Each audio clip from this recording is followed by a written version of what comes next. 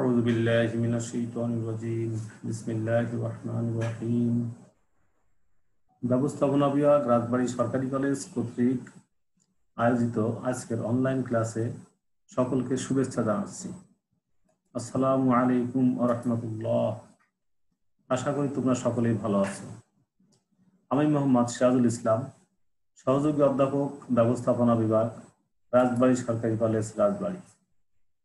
আজকে তোমাদের একাদশ দ্বাদশ ব্যবসা শিক্ষা শাখার ব্যবসা সংগঠন ও ব্যবস্থাপনার দ্বিতীয় পত্র ব্যবস্থাপনার প্রথম অধ্যায় আলোচনা করব। গত ক্লাসে তোমাদের ব্যবস্থাপনার ধারণা এবং ব্যবস্থাপনার বৈশিষ্ট্য সম্পর্কে আলোচনা করা হয়েছে। আজকে তোমাদের সামনে ব্যবস্থাপনার উৎপত্তি ও ক্রমবিকাশের ইতিহাস বর্ণনা করতে যাব। আশা করি তোমরা আমার সঙ্গে থাকবে। ব্যবস্থাপনার উৎপত্তি ও ক্রমবিকাশের ইতিহাস বলতে গেলে সুপ্রাচীন ও সুদীর্ঘ ইতিহাস। কোথাও, কখন, কিভাবে, কার হাত ধরে ব্যবস্থাপনার উৎপত্তি ও বিকাশ সাধন হয়েছে এ ব্যাপারে সুনিশ্চিত কিছু বলা যায় না। তবে মানব সভ্যতার ইতিহাস পর্যালোচনায় দেখা যায় যে মানুষের অর্থনৈতিক কর্মকাণ্ডের উদ্ভব ও এর বিকাশের সাথে সাথে, অর্থাৎ মানব সভ্যতার প্রাথমিক অবস্থায় ব্যবস্থাপনার পরিবর্তন ঘটে। নিম্নে ব্যবস্থাপনার উৎপত্তি ও ক্রমবিকাশের ইতিহাস তুলে ধরা হলো। প্রাচীন যুগ, খ্রিস্টপূর্ব 5000 অব্দ থেকে খ্রিস্টের মৃত্যু পর্যন্ত সময়কে প্রাচীন যুগ ধরা হয়। মানব সভ্যতার সূচনার লগ্ন থেকে মানুষ সামাজিক শৃঙ্খলা রক্ষার স্বার্থে সমাজে, গোষ্ঠীতে, পরিবারে কিংবা রাষ্ট্রে সংঘবদ্ধ হয়ে বসবাস করত।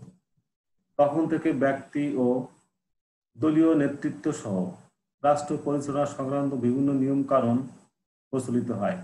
এ সময় বিভিন্ন সভ্যতা কেন্দ্রিক ব্যবস্থাপনার উন্নয়ন লক্ষ্য করা যায়। এই সভ্যতাকে কেন্দ্র করে ব্যবস্থাপনা শাস্ত্র ও এর প্রয়োগ উন্নতি লাভ ঘটে। নিম্নে কয়েকটি প্রাচীন সভ্যতার ইতিহাস তুলে ধরব। 1 নম্বর হচ্ছে মিশরীয় সভ্যতা। খ্রিস্টপূর্ব 1300 অব্দে নীল নদের উপত্যকায় গড়ে ওঠা মিশরীয় সভ্যতা একটি সুপ্রাচীন সভ্যতা। এখানেই প্রশাসন ও সংগঠনের গুরুত্বের স্বীকৃতি লাভ করেছিল। এখানে কৃষি, শিল্প, ব্যবসা বাণিজ্যের, বিশেষ করে আভ্যন্তরীণ ও বৈদেশিক বাণিজ্যের প্রসার লাভ করে।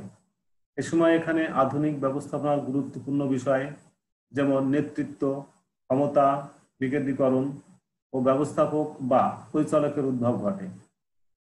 মিশরের ঐতিহাসিক পিরামিড ব্যবস্থাপনার অনেক কলাকৌশল সাক্ষ্য বহন করে। 2 নম্বর, মেসোপটেমিয়া সভ্যতা। অতি প্রাচীনকালে ইউফ্রেটিস উপত্যকায় সামার ও ইরেক নামে একদল যাযাবর বসতি স্থাপন করে, যা মেসোপটেমিয়া সভ্যতা নামে পরিচিত। সেখানে তারা কৃষিকাজ, মৃৎশিল্প, বয়নশিল্প প্রভৃতি পেশায় নিয়োজিত হয়। এখানে দক্ষতা ও অভিজ্ঞতার ভিত্তিতে ব্যবস্থাপনায় অংশগ্রহণ এবং জনবরেণ্য প্রভুর প্রতিনিধিত্ব, পুরোহিতদের উপর ব্যবস্থাপনার ভার অর্পণ ইত্যাদি ব্যবস্থাপনার গুরুত্ব ধারণার উন্মেষ হয়। গ্রিস সভ্যতা। ব্যবস্থাপনার চিন্তাধারা বিকাশে গ্রিস সভ্যতার বিশেষ অবদান রয়েছে। প্রাচীন গ্রিক পরিষদ, পপুলার কোর্ট, প্রশাসনিক কর্মকর্তা, জেনারেলদের পর্ষদ ইত্যাদি সম্বলিত অ্যাথেনিয়ান কমনওয়েলথ ব্যবস্থাপনা সংক্রান্ত বহু কার্যগুলি সম্পাদন করত। এ সময় গণতান্ত্রিক ব্যবস্থার প্রবর্তন ঘটে।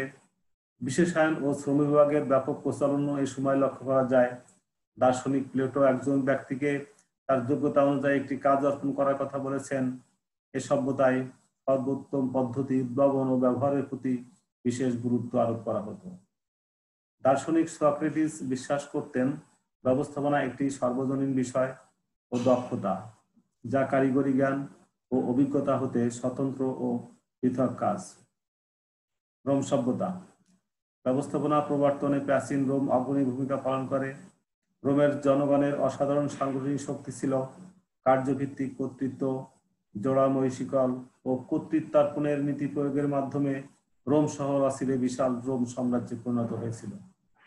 এখান থেকেই কর্তৃত্বের কাঠামো, কার্যভিত্তিক সংগঠন, কার্য বিশ্লেষণ ও বিশেষায়ন এবং বিশেষজ্ঞ নীতির উদ্ভব হয়। চৈনিক সভ্যতা। সৈনিক সভ্যতায় ব্যবস্থাপনার চিন্তাধারার উন্নতিতেও মতবাদের নায়ক লাওজু এর অবদান লক্ষ্য করা যায়। তিনি কার্যপদ্ধতি উন্নয়নে বিভিন্ন উপায় নির্দেশ করেন। তিনি মনে করতেন ন্যায়পরায়ণতা ও মানবতাবোধ অভ্যাস করার মাধ্যমেই যথাযোগ্য চিন্তাধারা ও কর্মপরিবেশ গড়ে ওঠে। খ্রিস্টপূর্ব 1900 অব্দে চীনে শ্রম বিশেষায়নের নীতি ও মজুরি প্রথার উদ্ভব ঘটে। ব্যাবিলনীয় সভ্যতা। ব্যাবিলনীয় সভ্যতায় ব্যবস্থাপনা চিন্তাধারার উন্নয়নে বিভিন্ন নিয়ম নীতি প্রণয়ন ও তা বাস্তবায়নের প্রতি গুরুত্ব আরোপ করা হয়। দি কোড অফ হাম্বোটাবি এর মাধ্যমে খুবই উল্লেখযোগ্য। এ সময় থেকেই ক্রয় বিক্রয়, ঋণ চুক্তি, অংশীদারি ব্যবসা, অঙ্গীকারপত্র ইত্যাদি উৎপত্তি ও প্রসার ঘটে। ব্যবস্থাপনার একটি অতি গুরুত্বপূর্ণ ও মৌলিক নীতি দায়িত্ব হস্তান্তর করা যায় না সর্বপ্রথম ব্যাবিলনে উদ্ভব ঘটে। সিন্ধু সভ্যতা। প্রাচীন ভারতের সিন্ধু নদের অববাহিকায় গড়ে ওঠা জনপদগুলোতে শিল্প কারখানা গড়ে ওঠে। এই অঞ্চলে ব্যবসা বাণিজ্যের ব্যাপক প্রসার ঘটে। এমনকি মিশর, সিরিয়া, মেসোপটেমিয়া প্রভৃতি দেশের সাথেও তাদের ব্যবসা বাণিজ্যের সম্পর্ক গড়ে ওঠে। কৌটিল্যের অর্থশাস্ত্র থেকে রাজনৈতিক, সামাজিক ও অর্থনৈতিক ব্যবস্থাপনার ধারণা পাওয়া যায়। হিব্রু সভ্যতা। এ সময় হযরত মুসা আলাইহিস সালামের ভূমিকা ব্যবস্থাপনা শাস্ত্রের উন্নয়নে অবদান রাখে। আইন প্রণয়ন, সরকার পরিচালনা ও মানব সম্পর্ক উন্নয়নের বিষয়ে ব্যবস্থাপক হিসেবে তার অবদান লক্ষণীয়। প্রাচীন যুগের পরে এবার আসি মধ্যযুগের ব্যবস্থাপনা সম্পর্কে জানা যাক। মধ্যযুগে অর্থাৎ হযরত ঈসা আলাইহিস সালামের জন্মের পর থেকে শিল্প বিপ্লবের আগের সময় 1750 খ্রিস্টাব্দ পর্যন্ত সারা বিশ্বে সামন্তবাদের ব্যাপক প্রচলন হয়। হযরত মুহাম্মদ সাল্লাল্লাহু আলাইহি ওয়াসাল্লামের বলিষ্ঠ নেতৃত্বে আরবদের কুসংস্কার ও অজ্ঞতার অন্ধকার দূর করে আলোকময় জীবনের সন্ধান দেন। তিনি 627 সালে মদিনায় হিজরত করে অল্প সময়ের মধ্যে ইসলামী রাষ্ট্র প্রতিষ্ঠা করেন। মাত্র 30 বছরের মধ্যে তার নতুন দর্শন সমগ্র আরব, আফ্রিকা, ইউরোপ ও এশিয়ায় বিস্তার লাভ করে। খোলাফায়ে রাশিদিনের সময়ে শাসন ব্যবস্থা ও জনকল্যাণমূলক রাষ্ট্র প্রতিষ্ঠায় গুরুত্বপূর্ণ ভূমিকা রাখে। এছাড়া পরবর্তীতে বিভিন্ন মনীষী ও গবেষক তাদের লেখনীতে ব্যবস্থাপনা সংক্রান্ত বিশেষ আলোচনা করেন। তাদের কয়েকজন হলেন আল ফারাবি। 900 খ্রিস্টাব্দে আল ফারাবি লিখিতভাবে রাষ্ট্র সম্পর্কে আলোকপাত করেন। তিনি একটি আদর্শ রাষ্ট্রে শাসকদের পদসোপান থাকার কথা বলেন। একজন নেতার বুদ্ধিমত্তা, স্মৃতিশক্তি, দৃঢ়তা, ন্যায়পরায়ণতা, নিষ্ঠা, মিতব্যয়িতা, অধ্যবসায়, সম্পদের প্রতি অনাসক্তি প্রভৃতি গুণ থাকা দরকার বলে তিনি উল্লেখ করেন। ইমাম গাজ্জালি রহমতুল্লাহ আলাইহি 1100 খ্রিস্টাব্দে ইমাম গাজ্জালি রহমতুল্লাহ আলাইহি রাষ্ট্র ব্যবস্থাপনা সংক্রান্ত নসিহাত আল মুলক নামক একটি গ্রন্থ রচনা করেন। তিনি শাসক শ্রেণীর জন্য ন্যায় বিচার, বুদ্ধিমত্তা, ধৈর্য ও সংযম এই 4টি গুণ থাকা অপরিহার্য বলে উল্লেখ করেন। এছাড়া তিনি হিংসা, ঔদ্ধত্য, সংকীর্ণতা ও শত্রুতা এই 4টি দোষ পরিত্যাগ করা উচিত বলে বর্ণনা করেন। তিনি বলেন, রাজার আচরণ এমন হওয়া উচিত যাতে তার মৃত্যুর পর উজির, নাজির, প্রজা সবাই তাকে হারানোর বেদনা অনুভব করেন। লুকা প্যাসিওলি 1494 খ্রিস্টাব্দে লুকা প্যাসিওলি ইতালিতে দুদর্ফা দাখিলা এইসব পদ্ধতির প্রবর্তন করেন। এর ভিত্তিতে ব্যবসা প্রতিষ্ঠান পরিচালনা ও নিয়ন্ত্রণ সহজ হয়। 15 শতাব্দীতে ইতালির ভেনিসে ব্যবসায়ের সাথে হিসাব রক্ষণ ব্যবস্থার বেশ উন্নয়ন হয়। এ সময়ে ইতালিতে অংশীদারি ও যৌথ উদ্যোগ ব্যবসার প্রসার ঘটে। স্যার থমাস মুর। আইন বিশেষজ্ঞ স্যার থমাস মুর লন্ডনের শেরিক ও লর্ডে চ্যান্সেলর পদে দায়িত্ব পালন করেন। 1500 খ্রিস্টাব্দে তিনি বিখ্যাত ইউটোপিয়া নামক গ্রন্থ রচনা করেন। তিনি শ্রম বিশেষায়ন এবং মানব শক্তির সর্বোচ্চ ব্যবহারের গুরুত্ব দেন।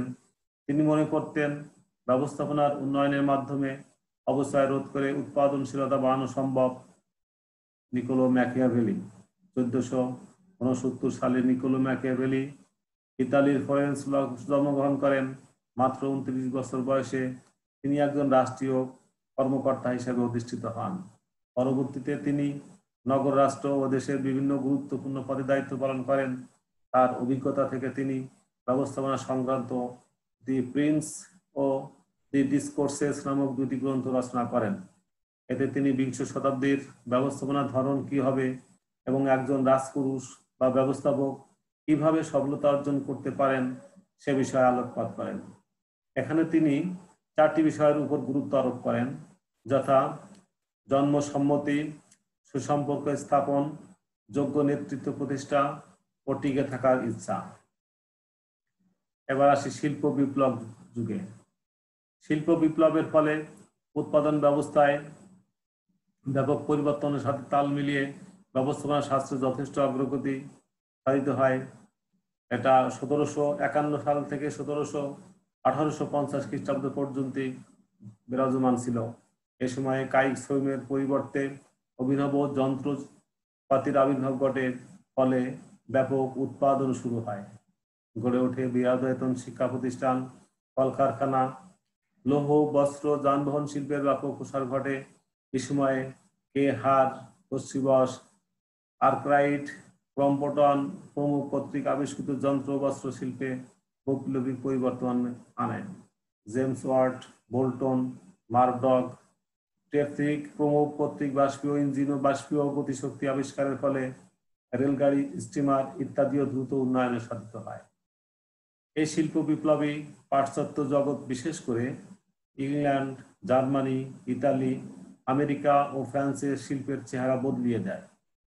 এ সময়ের বিরাজমান গার্হস্থ্য উৎপাদন ব্যবস্থা কারখানা উৎপাদন ব্যবস্থায় পরিণত হয়।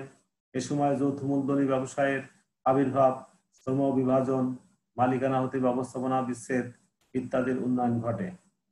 সর্বপ্রথম ব্রিটেনে এবং পরে ইউরোপ ও আমেরিকায় ঘটে যাওয়া এই বিপ্লবকালে ব্যবস্থাপনা শাস্ত্রের উন্নয়নে যারা গুরুত্বপূর্ণ অবদান রাখেন তাদের সম্পর্কে নিম্নে সংক্ষেপে আলোকপাত করা হলো। 1 নম্বর, জেমস স্টুয়ার্ট। 1767 সালে জেমস স্টুয়ার্ট রাজনৈতিক ও অর্থনৈতিক বিষয়ে একটি গ্রন্থ রচনা করেন। এর নাম হলো an inquiry into the principles of political economy. এই গ্রন্থে তিনি ক্ষমতার উৎস সম্পর্কে তথ্য দিয়েছেন। এছাড়া তিনি শিল্পের যন্ত্র ব্যবহারের পক্ষে জোরালো বক্তব্য ও যুক্তি তুলে ধরেন। এভাবে তিনি আধুনিকায়নের প্রতি জোর দেন। অ্যাডাম স্মিথ, স্কটল্যান্ডের অধিবাসী ও অর্থনৈতিক জনক অ্যাডাম স্মিথ 1776 সালে তার প্রণীত দি ওয়েলথ অফ নেশনস গ্রন্থে উৎপাদন বাড়ানোর ক্ষেত্রে শ্রম বিভাজনের গুরুত্ব নিয়ে প্রথম ধারণা দেন। এটি শ্রমিকের দক্ষতা ও সময় বাঁচায় ও সৃজনী প্রতিভার বিকাশ ঘটায়। ম্যাথেন বোল্ট এবং জেমস ওয়াট, এই দুই বিজ্ঞানী একসাথে স্টিম ইঞ্জিন তৈরি করেন। এর জন্য তারা বোল্টন, ওয়াট এবং সন্স নামে একটি প্রতিষ্ঠান গঠন করেন 1800 সালে। তারা সহযোগী প্রতিষ্ঠান সোহো ইঞ্জিনিয়ারিং ফাউন্ডারি গড়ে তোলেন। উদ্ভাবনী কাজের পাশাপাশি বাজার গবেষণা, পূর্বানুমান, কার্যপ্রবাহ, যন্ত্রপাতি বিন্যাস, উৎপাদন পরিকল্পনা, উৎপাদন প্রক্রিয়া, আদর্শ বহন প্রতিষ্ঠা, প্রণোদনা প্রভৃতি ক্ষেত্রে তারা অবদান রাখেন। রবার্ট ওয়েন 1800 সালের থেকে 1828 সাল পর্যন্ত স্কটল্যান্ডের বিভিন্ন বস্ত্র শিল্পে ব্যবস্থাপক হিসাবে দায়িত্ব পালন ও গবেষণা করেন। শিল্প বিপ্লবের যুগেও শ্রমিকদের যন্ত্রের মতো ব্যবহার করা হতো। সে সময় তিনি কারখানায় কর্মরত কর্মীদের জন্য কার্য পরিবেশ উন্নয়ন, কার্য বয়সসীমা বৃদ্ধি, কার্য ঘণ্টা হ্রাস, বাসস্থান ও রাস্তাঘাট নির্মাণের পদক্ষেপ নেন। শিল্প প্রতিষ্ঠানে এসব গৌরবোজ্জ্বল ভূমিকার জন্য তাকে আধুনিক কর্মী ব্যবস্থাপনার জনক বলা হয়। তার বিখ্যাত গ্রন্থ a new view of society 1813 সালে প্রকাশিত হয়। চার্লস ব্যাবেজ, ব্রিটিশ গণিত শাস্ত্রবিদ অধ্যাপক চার্লস ব্যাবেজ 1791 থেকে 1871 গণিত শাস্ত্রের জ্ঞানকে ব্যবসায়িক ক্ষেত্রে প্রয়োগের উপর গবেষণা করেন। শ্রমিকদের জন্য মুনাফা বন্টন প্রথা, উৎপাদন কৌশল, প্রণোদনামূলক মজুরি প্রভৃতির উপর তার অবদান অনস্বীকার্য। তিনি সর্বপ্রথম ডিফারেন্স ইঞ্জিন নামে স্বয়ংক্রিয় মেকানিক্যাল ক্যালকুলেটরের নকশা করেন।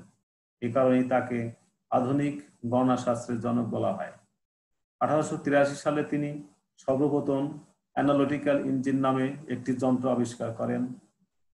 যন্ত্র আবিষ্কারের পরিকল্পনা ও নকশা তৈরি করেন। এই নকশার উপর ভিত্তি করেই পরবর্তীতে কম্পিউটার তৈরি করা হয়। এজন্য চার্লস ব্যাবেজকে কম্পিউটারের জনক বলা হয়। এবার আসি শিল্প বিপ্লব পরবর্তী যুগ। শিল্প বিপ্লবের পরবর্তী সময়কে 1851 থেকে 1819, 1950 বৈজ্ঞানিক ব্যবস্থাপনার যুগ হিসেবে ধরা হয়। শিল্প বিপ্লবের ফলে শিল্প পণ্যের চাহিদা ব্যাপকভাবে বেড়ে যায়। এ সময় বৃহদায়তন উৎপাদন, দক্ষ শ্রমিকের ঘাটতি দেখা দেয়। এ ঘাটতি মোকাবিলায় উৎপাদন ব্যবস্থায় প্রাচীন চিরায়ত ও গতানুগতিক হাতুড়ি পদ্ধতির পরিবর্তে আধুনিক বিজ্ঞান ভিত্তিক পদ্ধতির প্রয়োগ করা হতে থাকে। একেই বলা হয় বৈজ্ঞানিক ব্যবস্থাপনা। এ সময় ব্যবস্থাপনার ক্ষেত্রে সুশৃঙ্খল ও ধারাবাহিক পদ্ধতি, রীতিনীতি ও জ্ঞান বিজ্ঞানের প্রয়োগ হয়। নিচে বৈজ্ঞানিক ব্যবস্থাপনা যুগের প্রধান মনীষীদের অবদান সম্পর্কে আলোচনা করা হলো। Frederick Winston Taylor, FW. Taylor সময় 1856 থেকে 1950, আমেরিকার মিল্ট মিহেল কোম্পানিতে 1878 সালে শ্রমিক হিসেবে যোগদান করেন। কাজের দক্ষতা ও বুদ্ধিমত্তার সাহায্যে পদোন্নতির ধারাবাহিকতায় তিনি মাত্র 28 বছর বয়সে কোম্পানির প্রধান প্রকৌশলী পদ লাভ করেন। উৎপাদনের গুণগত মান বাড়ানো এবং উৎপাদন ব্যয় কমানোর জন্য তিনি বৈজ্ঞানিক পদ্ধতি, সুনির্দিষ্ট রীতিনীতি ও কার্য প্রকৃতির উপর গুরুত্ব আরোপ করেন। শ্রমবিরোধ কমাতে তিনি কার্যভিত্তিক প্রণোদনামূলক মজুরি প্রবর্তন করেন। এসব কারণে এফ.ডব্লিউ. টেইলরকে বৈজ্ঞানিক ব্যবস্থাপনার জনক বলা হয়। এছাড়া তাকে কার্যভিত্তিক সংগঠনের জনকও বলা হয়। হেনরি ফেওল, সময় 1841 থেকে 1925। এস.এ. কমেন্ট্রি হোস্টেমবোল্ট এর একটি কয়লা খনিতে প্রকৌশলী হিসাবে 1860 সালে যোগদান করেন।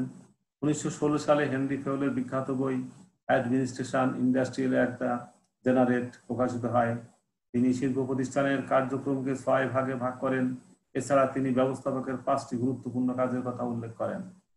হেনরি ফেওল ব্যবস্থাপনার 14টি মৌলিক নীতির কথা বলেছেন, যা আজও সকল প্রতিষ্ঠান মেনে চলছে, যথা কার্য বিভাজন, কর্তৃত্ব দায়িত্ব ভারসাম্য, নিয়মানুবর্তিতা, আদেশরক্ষ, নির্দেশনারক্ষ, সাধারণ স্বার্থে ব্যক্তি স্বার্থ বিসর্জন, উপযুক্ত পারিশ্রমিক, কেন্দ্রীয়করণ ও বিকেন্দ্রীকরণ, জোড়াময় শিকল, শৃঙ্খলা সাম্যতা, কর্মীদের চাকরি স্থায়িত্ব বিধান, উদ্যোগ ও একতাই বল।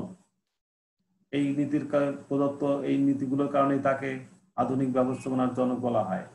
ম্যাক্স ওয়েবার, জার্মান দার্শনিক, সমাজবিজ্ঞানী ও রাষ্ট্রবিজ্ঞানী ম্যাক্স ওয়েবারকে আমলাতন্ত্রের জনক বলা হয়। আমলাতন্ত্রের ইংরেজি প্রতিশব্দ ব্যুরোক্রেসি। আমলা বা প্রশাসনিক কর্মকর্তাদের শাসন ব্যবস্থাকে আমলাতন্ত্র বলা হয়। আমলারা হচ্ছেন সরকারের অংশ যারা অনির্বাচিত। আমলারা সরকারের বিভিন্ন প্রতিষ্ঠানের কর্মকাণ্ড পরিচালনা ও নিয়ন্ত্রণ করেন। ম্যাক্স ওয়েবার আমলাতন্ত্রের 5টি বৈশিষ্ট্যের কথা উল্লেখ করেছেন, যথা স্থায়িত্ব, নিরপেক্ষতা, দায়িত্বশীলতা, নিয়ম অনুবর্তিতা ও স্তর বিন্যাস। ফ্রাঙ্ক বাংকার গিলব্রেথ সময় 1868 থেকে 1924 মার্কিন যুক্তরাষ্ট্রের এক দরিদ্র পরিবারে জন্মগ্রহণ করেন। তিনি মাত্র 17 বছর বয়সে পড়ালেখা ছেড়ে রাজমিস্ত্রির কাজে যোগ দেন। তিনি 1907 সালে এফ.ডব্লিউ. টেইলরের সাথে বৈজ্ঞানিক ব্যবস্থাপনা উন্নয়নে কাজ করেন। তিনি কাজ সম্পাদনের সর্বোত্তম পদ্ধতি উন্নয়নে সবসময় চিন্তা ভাবনা করতেন। সময় নিরীক্ষা, গতি নিরীক্ষা ও ক্লান্তি নিরীক্ষার ক্ষেত্রে গিলব্রেথ অসামান্য অবদান রাখেন। এছাড়া তিনি প্রবাহ প্রক্রিয়া চার্ট, ফ্লো প্রসেস চার্ট আবিষ্কার করেন, যা বর্তমানে কলকারখানার যন্ত্রপাতি বিন্যাসে ব্যাপকভাবে ব্যবহৃত হয়ে আসছে। এসব অবদানের জন্য তাকে ব্যবস্থাপনা প্রকৌশলের জনক বলা হয়। লিলিয়ান ইভেলিন মুলার গিলব্রেথ, 1878 থেকে 1872 ব্যবস্থাপনার প্রথম নারী বা মানবী হিসাবে আখ্যায়িত করা হয়। তিনি একজন আমেরিকান মনোবিজ্ঞানী, শিল্প পরামর্শক ও শিক্ষাবিদ। তিনি ছিলেন ফ্রাঙ্ক বাংকার গিলব্রেথের স্ত্রী। 1915 সালে তিনি শিল্প মনোবিজ্ঞানে পিএইচডি ডিগ্রি লাভ করেন। ব্যবস্থাপনা জগতের এই অসামান্য নারী স্বামীর সাথে একাধিক গবেষণা কাজে অংশগ্রহণ করে আধুনিক ব্যবস্থাপনার উন্নয়নে অবদান রেখেছেন। Oliver Sheldon. অলিভার শেলডন একজন নব ব্রিটিশ ব্যবস্থাপনা বিশারদ। তিনি অক্সফোর্ড বিশ্ববিদ্যালয় থেকে স্নাতক কোর্স সম্পন্ন করার পর সামরিক বাহিনীতে যোগদান করেন। 1923 সালে তিনি দ্য ফিলোসফি অফ ম্যানেজমেন্ট বই রচনা করেন। তিনি আধুনিক ব্যবস্থাপনার বিভিন্ন নীতি ও কাজের মধ্যে সমন্বয় করে একটি সামগ্রিক রূপ দেওয়ার চেষ্টা করেন। তবে ব্যবস্থাপনা কার্যগুলির সার্বজনীনতার ব্যাপারে তিনি দ্বিমত পোষণ করতেন। Mary Parker Follett. Mary Parker Follett যুক্তরাজ্যের বোস্টন শহরে জন্মগ্রহণ করেন। তিনি একজন ব্যবস্থাপনা বিশারদ, ব্যবস্থাপনা পরিচালক, দার্শনিক ও সমাজবিজ্ঞানী। তিনি ডাইনামিক অ্যাডমিনিস্ট্রেশন নামক বিখ্যাত গ্রন্থ রচনা করেন। এতে তিনি ব্যবস্থাপনার নেতৃত্ব, কর্তৃত্ব, সংহতি ও সমন্বয় সাধনের নীতির উপর গুরুত্ব আরোপ করেন। অনেক ব্যবস্থাপনাবিদ তাকে আধুনিক ব্যবস্থাপনার জননী হিসাবে আখ্যায়িত করেন। Chester Irving Bernard. Chester Irving Bernard একজন মার্কিন পণ্ডিত ও বুদ্ধিজীবী। তিনি বিশ্ববিদ্যালয়ে শিক্ষকতাও করতেন। 1922 সালে তিনি একটি টেলিফোন কোম্পানিতে যোগ দেন। তিনি 1927 সাল থেকে 1948 সাল পর্যন্ত নিউ জার্সি বেল টেলিফোন কোম্পানির প্রেসিডেন্ট ছিলেন। বার্নার্ড 1938 সালে ফাংশনস অব দ্য এক্সিকিউটিভ নামক একটি গ্রন্থ রচনা করেন, যা ব্যবস্থাপনা জগতে মূল্যবান অবদান হিসেবে বিবেচিত। তাকে সিস্টেম বা পদ্ধতিগত মতবাদের প্রবক্তা বলা হয়। Henry Lawrence Gantt. মার্কিন যুক্তরাষ্ট্রে জন্মগ্রহণকারী Henry Lawrence Gantt mechanical engineering হিসেবে 1887 সালে মিডভেল স্টিল কোম্পানিতে যোগদান করেন। তার মতে ব্যবস্থাপনার বস্তুগত উপাদানের চেয়ে মানবিক উপাদান সবচেয়ে বেশি গুরুত্বপূর্ণ। তিনি বৈজ্ঞানিক পদ্ধতিতে শ্রমিক নির্বাচন, বোনাস প্রথা প্রচলনে যথেষ্ট অবদান রাখেন। তবে উৎপাদন সময় নিয়ন্ত্রণের ক্ষেত্রে গ্যান্ট চার্ট তার সবচেয়ে বড় অবদান। এছাড়া তিনি মজুরি প্রদানে গ্যান্ট বোনাস পরিকল্পনা প্রবর্তন করেন। ইতিহাসবিদদের মতে হেনরি লরেন্স গ্যান্ট তার আবিষ্কৃত গ্যান্ট চার্টের জন্য বেশি খ্যাতি অর্জন করেন। কলকারখানার কর্মীদের অর্থনৈতিক সুযোগ সুবিধা বাড়াতে অবদান রাখায় তাকে কলকারখানার শান্তির অগ্রদূত বলে আখ্যায়িত করা হয়। এলটন মেও। এলটন মেও অস্ট্রেলিয়ার অ্যাডিলেইডে এক মধ্যবিত্ত পরিবারে জন্মগ্রহণ করেন। তিনি প্রথমে স্কটল্যান্ডের এডেনবার্গের চিকিৎসা শাস্ত্র এবং পরে অস্ট্রেলিয়ায় মনস্তত্ত্ব বিষয়ে অধ্যয়ন করেন। এরপর তিনি কুইন্সল্যান্ড বিশ্ববিদ্যালয়ে প্রভাষক পদে যোগ দেন। তিনি ওয়েস্টার্ন ইলেকট্রিক কোম্পানির হথর্ন প্ল্যান্টে 1927 থেকে 1932 সাল পর্যন্ত গবেষণা চালান। এটি হার্ভার্ড বিশ্ববিদ্যালয়ের শিল্প গবেষণা বিভাগে কর্তৃক পরিচালিত হয়। এছাড়া তিনি ব্যবস্থাপনায় মনস্তত্ত্বের প্রবর্তন করেন। তিনি তার গবেষণার মাধ্যমে এই সিদ্ধান্তে উপনীত হন যে শিল্প ক্ষেত্রে উৎপাদনকে কতগুলো সামাজিক উপাদান প্রভাবিত করে। তার মতে দলের সদস্যদের মধ্যে নিবিড় সম্পর্ক ও সুষ্ঠু ব্যবস্থাপনায় উৎপাদন বাড়ানোর সহায়ক। এলটন মেওকে মানব সম্পদ ব্যবস্থাপনার জনক হিসেবে আখ্যায়িত করা হয়। হুগো মুনস্টারবার্গ। হুগো মুনস্টারবার্গ 1863 থেকে 1916 জার্মানির ডানজিকে জন্মগ্রহণ করেন। তিনি শিল্প মনোবিজ্ঞানের জনক হিসেবে পরিচিত। 29 বছর বয়সে 1892 সালে হুগো মুনস্টারবার্গ হার্ভার্ড বিশ্ববিদ্যালয়ে মনোবিজ্ঞানের অধ্যাপক হিসাবে যোগদান করেন। তিনি 1910 সালে ছাত্রদেরও নিয়ে শিল্প প্রতিষ্ঠান মনোবিজ্ঞানের উপর গবেষণা কাজ শুরু করেন। এর আলোকে তিনি 1912 সালে সোসিওলজি অ্যান্ড ইন্ডাস্ট্রিয়াল এফিসিয়েন্সি নামক গ্রন্থ রচনা করেন। সমসাময়িক যুগের ব্যবস্থাপনা।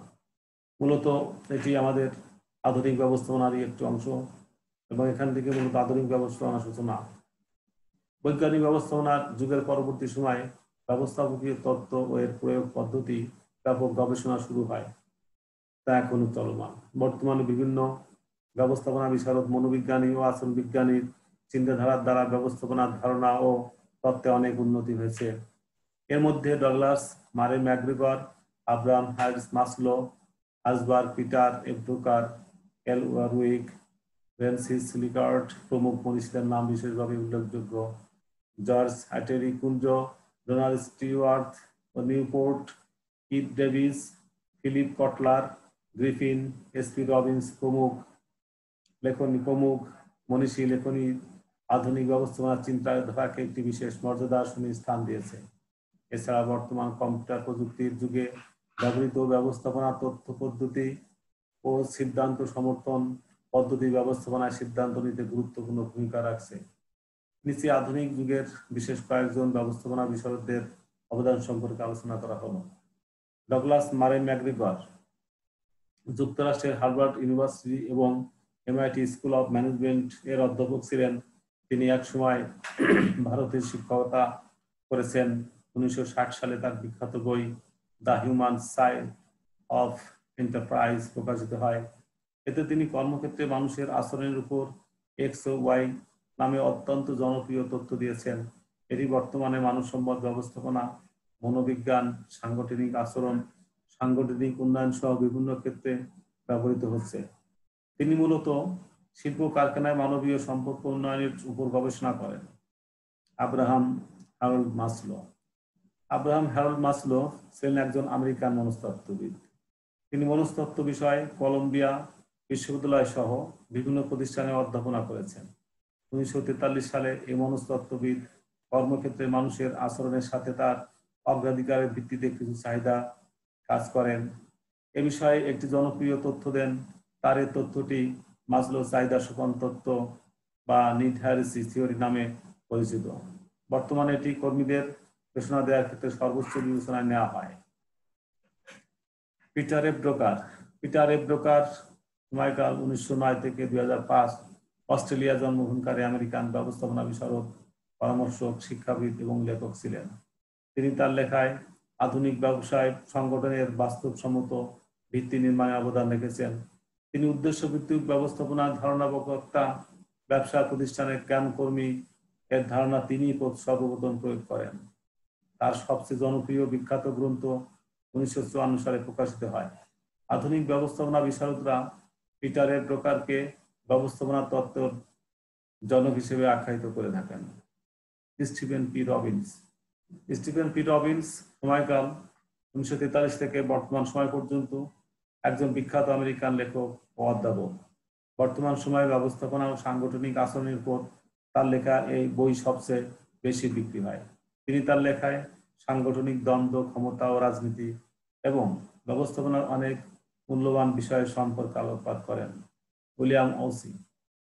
উইলিয়াম ওসি সময়কাল 1843 থেকে বর্তমান সময় পর্যন্ত আমেরিকান অধ্যাপক ও ব্যবস্থাপনার ক্ষেত্রে বিখ্যাত লেখক। জাপানিজ ব্যবস্থাপনা পদ্ধতি অধ্যয়ন ও গবেষণায় তিনি দীর্ঘ সময় ব্যয় করেন। 1981 সালে তিনি জেড তত্ত্ব প্রবর্তন করেন। এই তত্ত্বে আমেরিকান ব্যবস্থাপনার দৈন্য কাটাতে জাপানিজ ব্যবস্থাপনাকে মডেল হিসেবে তিনি উভয় ব্যবস্থাপনা পদ্ধতির মধ্যে সামঞ্জস্য বিধানের ধারণা দেন। এভাবেই ব্যবস্থাপনা সেই প্রাচীনকাল থেকে বর্তমান যুগের এই অত্যাধুনিক উন্নয়নের পথে ধাপে ধাপে এগিয়ে এসেছে এবং যার ফলাফল আজকে আমরা সারা বিশ্ব ভোগ করছি। উপসংহারে বলা যায়, ব্যক্তি, সমাজ, সরকার, রাষ্ট্র ও শিল্প প্রতিষ্ঠানের দ্রুত পরিবর্তন ও উন্নয়নের ধারার সাথে মিল রেখে ব্যবস্থাপনার কৌশল ও পদ্ধতিতে পরিবর্তন এসেছে। এছাড়াও বর্তমানে তথ্য ও যোগাযোগ প্রযুক্তির বিকাশের ফলে ব্যবস্থাপনার চিন্তাধারায় ব্যাপক পরিবর্তন আসছে। আর এসব ক্ষেত্রে উপরোক্ত সভ্যতা ও মনীষীদের বিশেষ অবদান রয়েছে। সুপ্রিয় শিক্ষার্থী বন্ধুরা, আজকে আমরা তোমাদের সামনে আমরা সবাই মিলে যে বিষয়টি নিয়ে আলোচনা করলাম, এই বিষয়টি অত্যন্ত গুরুত্বপূর্ণ। ব্যবসা শিক্ষা শাখার শিক্ষার্থী হিসেবে আমাদেরকে এই বিষয়টি খুব গুরুত্বের সঙ্গে উপভোগ করতে হবে এবং ভালো করে পড়তে হবে, জানতে হবে, বুঝতে হবে এবং বাস্তবে প্রয়োগ ঘটাতে হবে। তো আজকে এ পর্যন্তই। আগামী ক্লাসে দেখা হবে এবং তোমার বাড়িতে বসে তোমরা এই ব্যবস্থাপনার উৎপত্তি ও ক্রমবিকাশের ইতিহাস সম্পর্কে ভালো করে পড়বে এবং অ্যাসাইনমেন্ট আকারে লিপিবদ্ধ করবে এবং যখন তোমাদের প্রতিষ্ঠান খুলবে তোমাদের শিক্ষকদেরকে এটা দেখাবে। আশা করি তোমরা আমার লেকচারে উপকৃত হবে। এতক্ষণ ধৈর্য ধরে মনোযোগ ও ধৈর্য সহকারে আমার লেকচার শ্রবণ করার জন্য সকলকে ধন্যবাদ ও পরবর্তীতে লেকচারের আমন্ত্রণ জানাচ্ছি। দেখা হবে ইনশাল্লাহ। আসসালামু আলাইকুম ওয়া রাহমাতুল্লাহ।